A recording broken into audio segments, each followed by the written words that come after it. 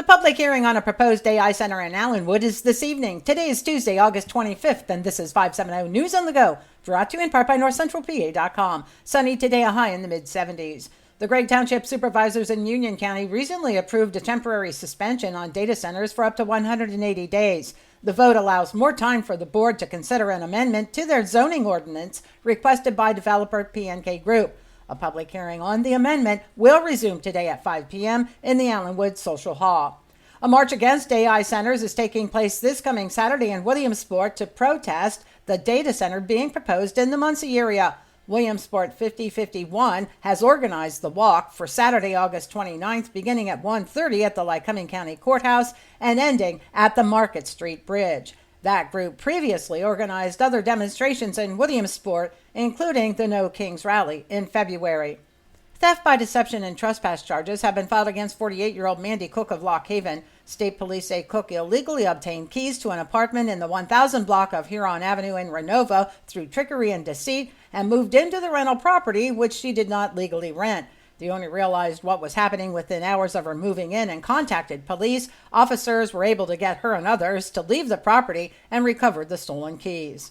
A Williamsport man is accused of stealing from his employer. It's alleged that while 40-year-old Sherian Floyd was employed at the 7-Eleven convenience store on Dewey Avenue, he stole an estimated $2,000 from the business. He was recently arraigned on a felony charge of theft and a misdemeanor charge of receiving stolen property. He's free on bail. North Central PA reports the manager at a Take 5 oil change business in Snyder County is accused of stealing thousands from the business. 36-year-old Gerald Gilbert allegedly stole over $3,800 and is now also facing felony theft charges. Talks resume next week between the Mount Nittany Medical Center and the bargaining committee that represents 950 union workers. It is hoped the September 3rd session will mark the end of the contract negotiations, which started in the spring. Union employees went on a 5-day strike in July. Officials said if the upcoming negotiations fail, it's too early to determine when the next session would be or if another walkout would be held.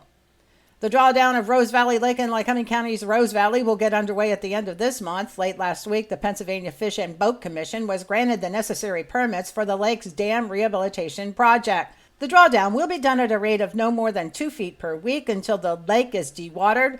Once the boat launches are unsafe to use, the lake and access areas will be temporarily closed until the lake is fully dewatered and the lake bed is stabilized. The fish salvage operations are tentatively scheduled for October. Some of the fish will be transported and released into the Susquehanna River in the Williamsport area.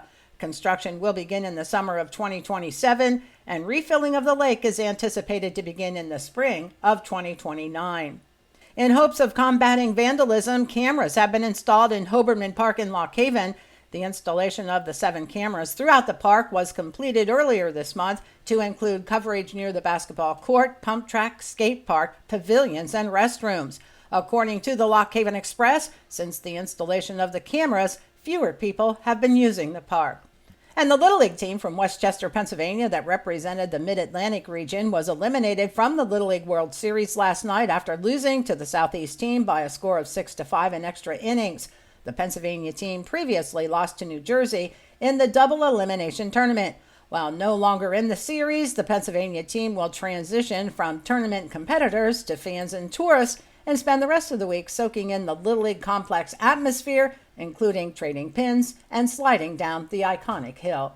For the latest in news and events, head on over to NorthCentralPA.com. I'm Liz Brady, and you're up to date with 570 News on the Go.